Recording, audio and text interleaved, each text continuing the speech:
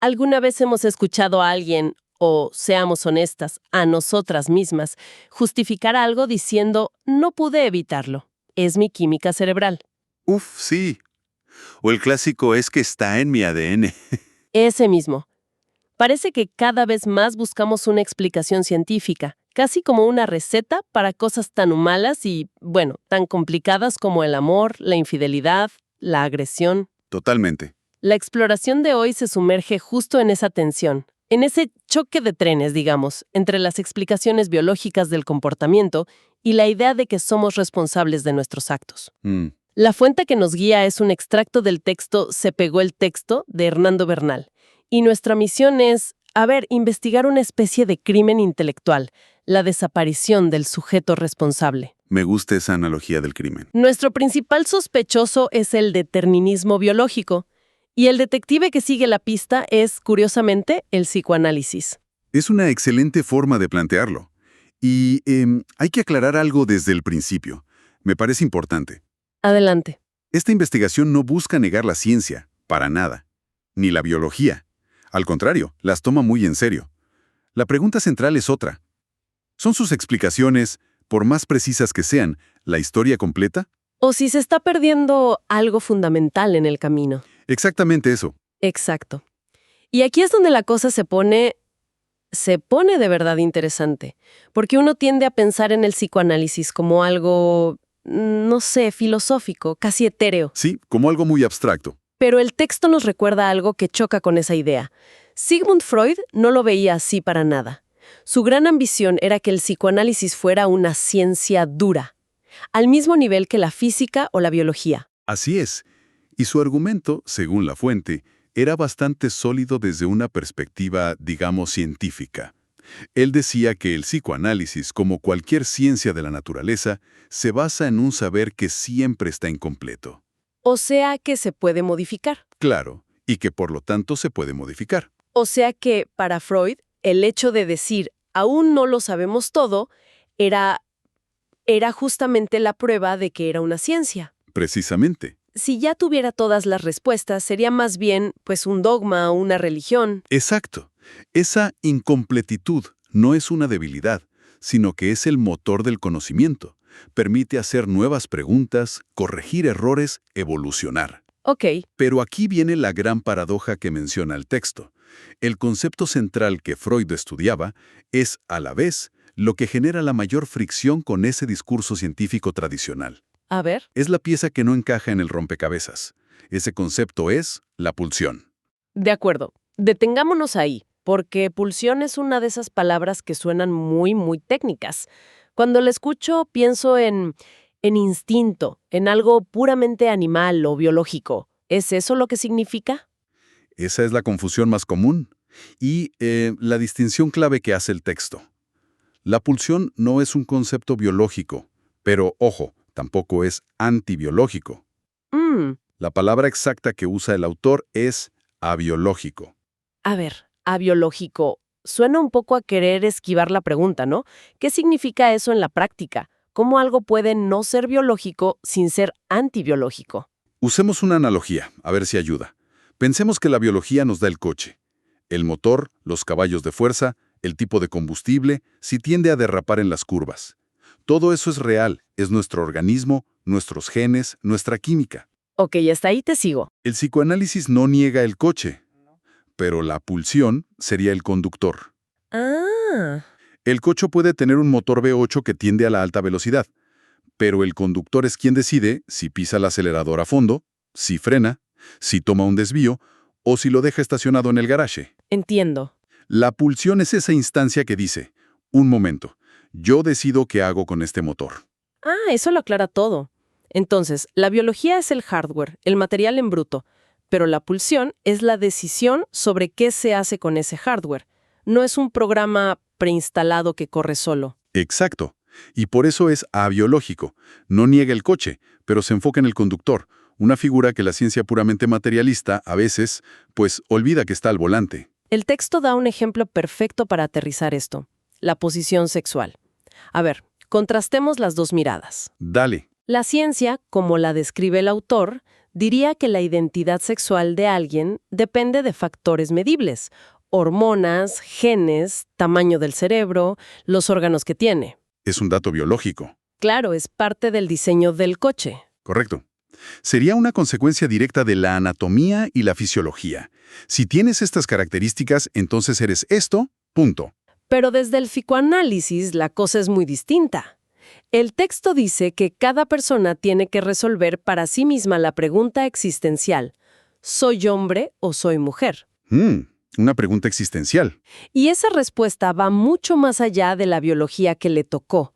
No es un dato que se recibe pasivamente, sino una construcción, una respuesta activa que cada conductor elabora a lo largo de su vida. Y esa respuesta no siempre coincide con la anatomía del coche. Y ahí es donde la ciencia que busca una causalidad directa, pues se topa con un muro. Claro.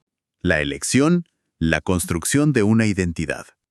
Y esa idea de reducirlo todo a una causa material es muy poderosa. El texto nos da unos ejemplos que son fascinantes y a la vez un poco escalofriantes, porque son explicaciones que escuchamos todos los días. Son muy seductoras, ¿sí? Totalmente. Es como si nos estuvieran vendiendo una solución fácil para los problemas más complicados de la vida. Por ejemplo, el amor romántico. Ajá. El texto cita explicaciones que lo reducen a una sustancia, la feniletinamina, que produce euforia, o a una mezcla de dopamina y noradrenalina. La fórmula parece sencilla. Si tu cerebro segrega esto, estás enamorada. Se acabó el misterio. Es casi como una receta de cocina. Es increíble. Suena que mi vida amorosa se puede resumir en un análisis de sangre. Qué poco romántico. Le quita toda la magia al asunto. Le quita la magia, la historia, el conflicto, la elección. Le quita al sujeto. El amor deja de ser una narrativa personal con sus dudas, sus decisiones, para convertirse en un evento bioquímico que simplemente te pasa. Como si fuera un resfriado. Exacto, como un resfriado. Y la lista sigue. La amistad y los vínculos afectivos, según esta lógica, se explican por la vasopresina y la oxitocina. ¿La teoría del apego reducida a un par de hormonas? Exacto.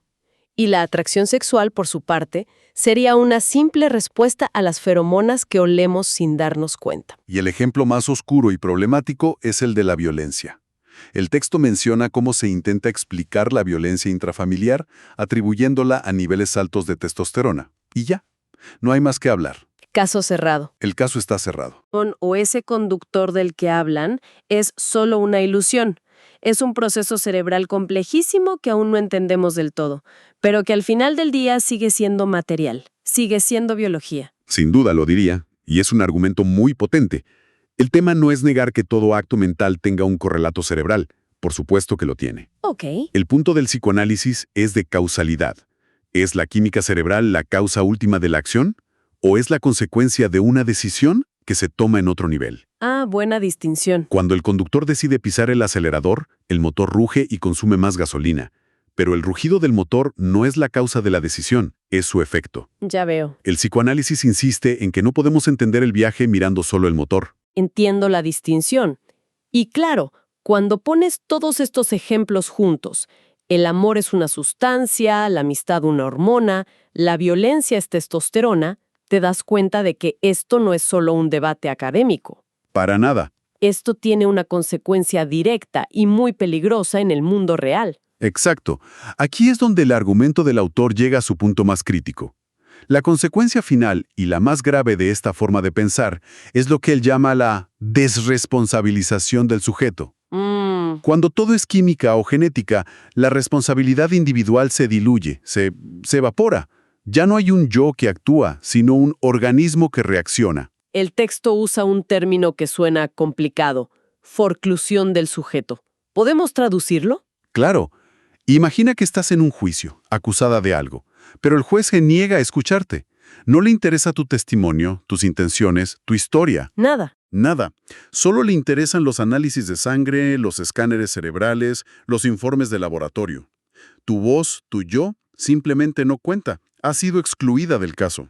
¡Wow! Eso es la forclusión en el discurso de la ciencia. Se borra al sujeto como protagonista de su propia historia. ¡Qué buena analogía! Y para ilustrar esto, el texto nos da 2 ejemplos que son brutales y lamentablemente muy creíbles. Sí. El primero, un sujeto que golpea a su pareja y, amparado en este discurso, dice: la culpa no es mía, la culpa la tiene mi alto nivel de testosterona. Uf, es un desplazamiento perfecto de la responsabilidad. La causa de la agresión ya no está en él, en su decisión de levantar la mano, No, sino en una sustancia que circula por sus venas. Él se convierte en una víctima de su propia biología, y el acto violento en un síntoma. en un síntoma inevitable, como la fiebre. Es que es un argumento terrible. Convierte al agresor en una marioneta de su propia química y, por lo tanto, en inimputable. Es casi como decir: no fui yo. Y el segundo ejemplo que da el texto es quizá todavía más potente y lleva el argumento a su clímax. A ver, Es el del esposo infiel que, tras leer una noticia científica, le dice a su mujer: no soy yo, son mis genes. esa frase es demoledora. ¿Y cuál es la supuesta lógica detrás de eso? La lógica, entre comillas, es que su infidelidad obedece a una herencia genética de sus ancestros primitivos. El argumento es que ellos, para garantizar la supervivencia de la especie, buscaban tener relaciones con múltiples parejas. No puedo creerlo. Así que su impulso de ser infiel no es una decisión suya, es un mandato evolutivo, es una coartada biológica para una decisión personal. Para no hacerse cargo de nada. El dolor que causa, la mentira, la traición a la confianza de su pareja, Todo borrado. todo eso queda borrado por un supuesto programa genético sobre el que no tiene control. La frase "no soy yo, son mis genes" es el resumen de todo el problema. Es el núcleo de toda la crítica. El yo, el agente responsable, que elige, que promete, que traiciona, es eliminado de la ecuación y reemplazado por un algoritmo ancestral. Se absuelve al individuo. Se absuelve al individuo de su acto. Y esto va más allá de la infidelidad, ¿eh? Se puede aplicar a casi cualquier cosa. No soy perezosa, mis genes me predisponen al sedentarismo. No es que no me esfuerce, es que mi cerebro no produce suficiente dopamina. Es un camino muy resbaladizo. Mucho. Bien, recapitulemos el viaje. Partimos de una idea sorprendente: la ambición de Freud de que el psicoanálisis fuera una ciencia, precisamente porque estaba incompleta y abierta a cambiar. Luego encontramos la pista clave que no encajaba en el mapa científico tradicional, la pulsión. Y la entendimos no como biología pura, sino como el conductor. Exacto, el conductor que decide qué hacer con el coche que le dio la biología. Vimos cómo el discurso científico a menudo ignora a ese conductor, ofreciendo fórmulas químicas muy seductoras para explicar experiencias tan complejas como el amor o la amistad. Reduciéndolas a simples reacciones corporales. Y finalmente llegamos a la escena del crimen, la consecuencia final de todo esto: la desresponsabilización, la anulación del sujeto, encapsulada en esa frase terrible y absolutoria: no soy yo, son mis genes. Tal cual. Entonces, después de todo este análisis, ¿con qué nos quedamos? ¿Qué hacemos con estas dos visiones que parecen tan opuestas? Esta es la pregunta del millón, ¿no? Esto nos plantea una cuestión fundamental para reflexionar. El texto nos muestra dos extremos. Por un lado, un determinismo biológico que amenaza con explicarlo todo y disolver nuestra responsabilidad. Y por el otro, la insistencia del psicoanálisis en que somos sujetos responsables de nuestras elecciones, incluso de las que no entendemos del todo. Ok. Si aceptamos, como sugiere este análisis, que no somos solamente nuestra biología, que hay un conductor al volante, la pregunta que queda flotando es: ¿dónde exactamente trazamos la línea? Claro. ¿Dónde termina lo que nos pasa por nuestra química? ¿Y dónde empieza lo que hacemos por elección? La ciencia puede darnos el mapa detallado del qué sucede en nuestro cuerpo, el manual de instrucciones del coche. Pero quizás la pregunta más incómoda, y también la más necesaria y humana, sigue siendo la del quién toma las decisiones.